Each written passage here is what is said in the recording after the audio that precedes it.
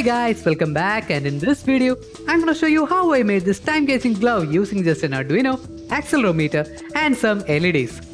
Using this, you can make something looks like it's frozen in time, move backward and forward through time by simply tilting your hands.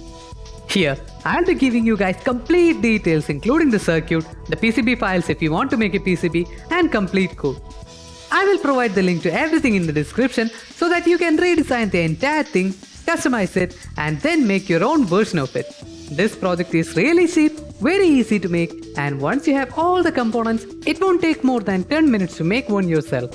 My name is Jitin, and I'm super excited to teach you everything you need to know about Arduino, robotics, and other fun DIY hobby projects. If you are a true fan of Arduino and you're really interested in building amazing DIY projects, then this channel is for you.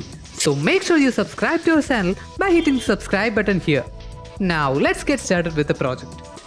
This project is actually similar to the time control machine by Matt Guyver, which by the way is an awesome project. For this project, we are using low power LEDs, simple components and simple electronics.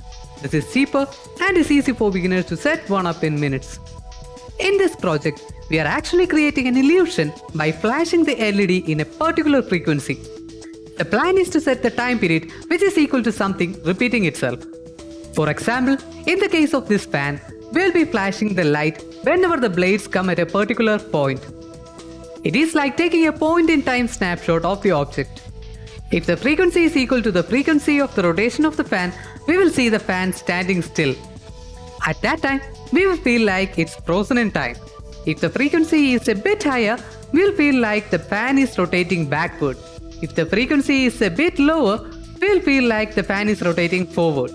All you have to do is blink the LED with a frequency that is equal to or near the frequency of the object. To do this project, all I used was an Arduino, accelerometer, a light source. I tried with some 5V LEDs and a NeoPixel ring and found out NeoPixel ring was a lot better. And we need a 9V battery. Basically, that's all we need. Now let's take a look at the circuit. And here we are in Altium Designer. It's a powerful tool which can be used to design and create your own PCBs for your project as well as complex and multi-layer PCBs for industrial use.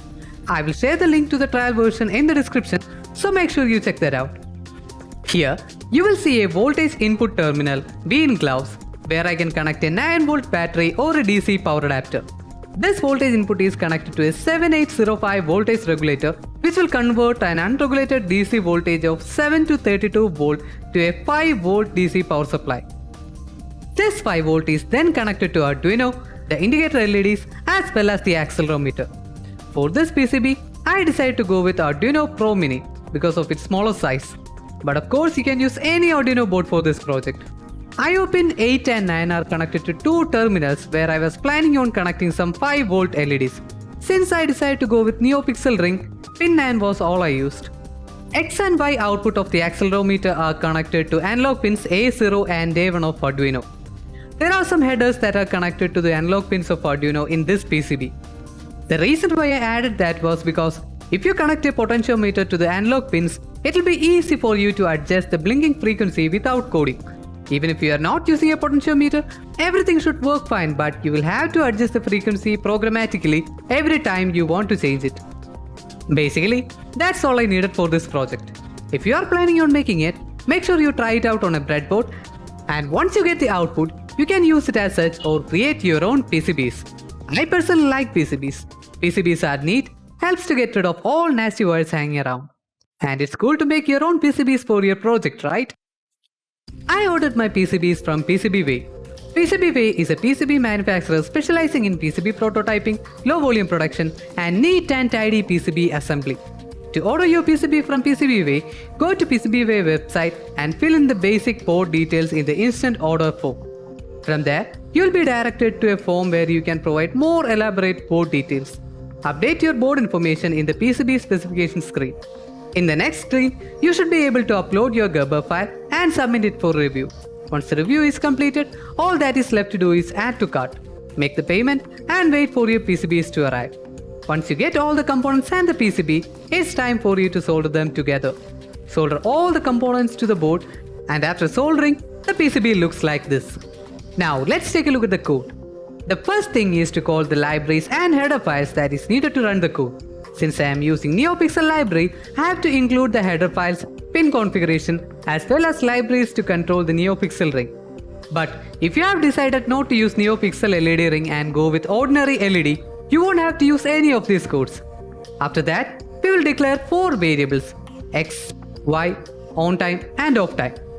In the setup function, we will initialize the NeoPixel ring, start the serial communication, and turn on the LED or ring for 5 seconds before it starts blinking. In the loop function, we'll be taking the analog reading of pin A1 where the Y output of the accelerometer is connected, whose value varies from 250 to 410, and map that to a value between 10 and 100. This value is then divided by 128 and stored in the variable on time, and the value Y is saved in the variable off time. Now, all I have to do is turn on and off the LED on the NeoPixel ring with the value of on time and off time as off and on delay. In the light up function, we'll be turning on all the LEDs in the ring and wait for a duration of on time, which is usually a few milliseconds. After that, it will clear all the LEDs and wait for the duration of time. This whole thing repeats again and again. The only thing that changes is the on time and the off time, which is directly proportional to the value of Y output of the accelerometer. That is how I change the blinking frequency by tilting my hand. Now you can use this code instead of this NeoPixel code if you are using an LED instead of NeoPixel ring. The light normal function will turn on all the LEDs of the NeoPixel ring. The only adjustments we will have to make is in this section. You can play around with these values, and once you get to know the correct frequency, you can fine tune and adjust the values. At first, the on time and off time was set as Y, but after so many trials, I found out that it is best to set the value of on time as low as possible. Setting it to a lower value as compared to off time will give a sharper image. The code is now complete, and now you can select the right port and board and upload the code. Now, you can connect everything to the gloves. You can use a glue gun to fix the NeoPixel ring in the palm of the glove and the board and the battery on the backside of the glove. That's it guys, our project is now finished. Now you can turn it on and have fun with it. If you want to see more videos like this, make sure you subscribe to our channel by clicking the subscribe button here. See you in the next video.